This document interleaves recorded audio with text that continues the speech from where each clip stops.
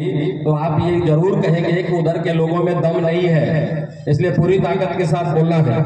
भारत माता की। आज के इस बहुत दिव्य और महत्वपूर्ण समारोह महाराजा सुहेलदेव जी के जन्म जयंती के अवसर पर आप सबके इस जानदार और शानदार कार्यक्रम में मंच पर उपस्थित थे। इस कार्यक्रम के मुख्य अतिथि छात्र राजनीति में जो आज लोग काम कर रहे हैं, अपने आदर्श के रूप में जो काशी क्षेत्र में रहने वाले लोग हैं, जिनको आदर्श मानते हैं, ऐसे उत्तर प्रदेश सरकार के कैबिनेट मंत्री आदरणीय श्री अनिल राजभर जी मंच पर विराजमान, इस संस्थान के प्रबंधक मेरे चाचा आदरणीय दिनेश सिंह जी, मऊ, चंदौली, गाजीपुर, इन क्षेत्रों से आए हुए भारतीय जनता पार्टी के नेता और सामने उपस्थित देवियों, सज्जनों, भाइयों, बहनों, लंबे समय से ये कार्यक्रम चल रहा है। आदरणीय मंत्री जी को आप सब लोगों ने इतनी माला पहनाई है, इतनी माला पहनाई है कि मंत्री जी को भी लग रहा था कि ये नंबर कब तक पूरा होगा। हम लोग भी इस बात को कहने लगे थे कि माले का कार्यक्रम थोड़ा सा कम किया जाए। माननीय मंत्री जी, ये लोगों का माला आपको लगता होगा कि ये फूलों का हार है, लेकिन मुझे लगता है कि इस क्षेत्र की जनता के दिलों का प्यार है, ये माला नहीं है, ये हार है साहब। यहाँ की जनता आपको मोहब्बत करती है और इस नाते इन सब लोगों ने आपको अपने दिलों का धड़कन फूल में प्रस्तुत करने का सम्मान किया है। मैं भी बाबा यतीनाथ के इस पवित्र धरा पर आपका स्वागत, वंदन और अभिनंदन करता हूँ। देवियों, सज्जनों, भाइयों, बहनों, मान्यवर अनिल जी भाई साहब को बोलना है, आप लंबी बात रखने वाले हैं।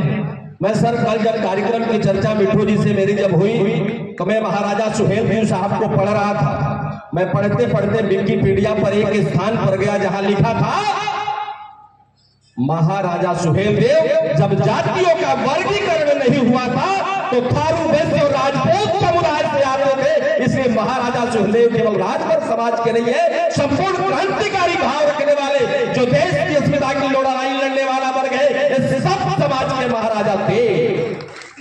मुझे बड़ी खुशी हुई पढ़ने के बाद। मैंने कहा कि निश्चित रूप से ये बात मैं कहूंगा, कारण यह है कि जब किसी महाराजा को, किसी योद्धा को एक जाति में, एक वर्ग में बांध के रखने की बात की जाती है तो निश्चित रूप से इतिहास के साथ अन्याय करने जैसी बात होती है। इसलिए मैं इस बात को कहना चाहता हूँ, यहाँ बैठा हुआ वर्ग, यहाँ बैठा हुआ समाज, अथवा हमारी जहां तक आवाज जा रही हो, जो लोग इस बात को सुन रहे हैं, निश्चित रूप से उनको अपने देश के इन महाराजा सुहेलदेव जी के इतिहास को पढ़ करके अपने खुद को स्वाभिमानी महसूस करना चाहिए। मैं निवेदन करना चाहता हूं, महाराजा सुहेलदेव जी ने 11वीं सदी में 1034 ईस्वी में बहराइच में गजनवी के सेनापति गाजी मियां को हराने का काम किया था। गाजी मियां को हराने के बाद उन्होंने इस देश के उस समय का जो तांत्रिक योजना थी, उस योजना पर भी जबरदस्त अभियान चला करके एक क्रांतिकारी नेता के रूप में, केवल राजा के रूप में नहीं,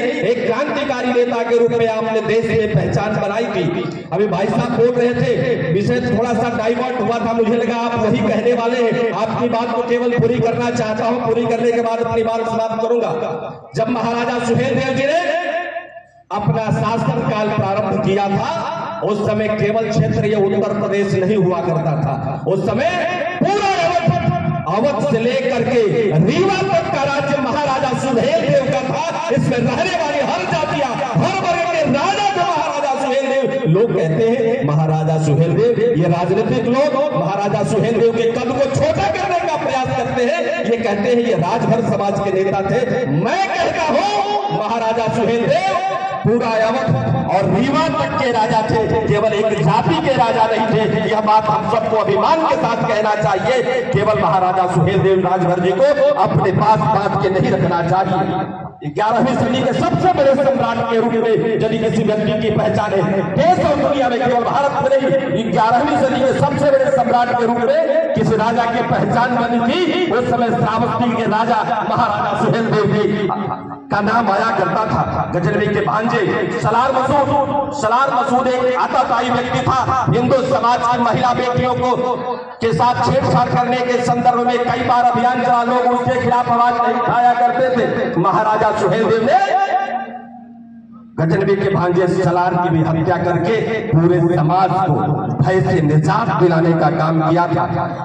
महाराजा सुहेलदेव का ये जो वंश है, आप जब पढ़ेंगे, मैं अभी पढ़ रहा था, एक समय बैठा हुआ पढ़ रहा था, उस समय मिराते मसूदी एक किताब आती है, गज़ 34 में मिराते मसूद लिखी गई थी, जिसमें ये लिखा गया था भारतीय नागवंशी क्षत्रिय समुदाय उस समय एक समुदाय हुआ करता था। इसलिए इस बात को कहना चाहता हूं कि लोग केवल महाराजा सुहेलदेव राजभर के नाम से ही जोड़ करके उनके कबूता करने की बात करते हैं। मैं कहता हूं महासुहेलदेव राजभर जी नागवंशी क्षत्रिय समुदाय के सम्राट हुए थे। यह आर्यवर्त हुआ करता था, वो केवल भारत, आज का भारत नहीं, उस समय के आर्यवर्त के जो नेता हुआ करते थे, उस समय के वो राजा थे। इसलिए मैं कहना चाहूंगा आप सबसे, क्या राजा सुहेलदेव जी को जरूर पढ़े। आदरणीय माननीय मंत्री जी, मैं एक केवल निवेदन करना चाहता हूं, महाराजा सुहेलदेव जी के प्रति हमारे समाज में, देश में सब लोगों के प्रति अब श्रद्धा आप सबके प्रयत्नों के कारण पैदा हुई है। बांसडीह ऐसा क्षेत्र है जहां 70,000 से अधिक राजभर समाज का भाई रहता है।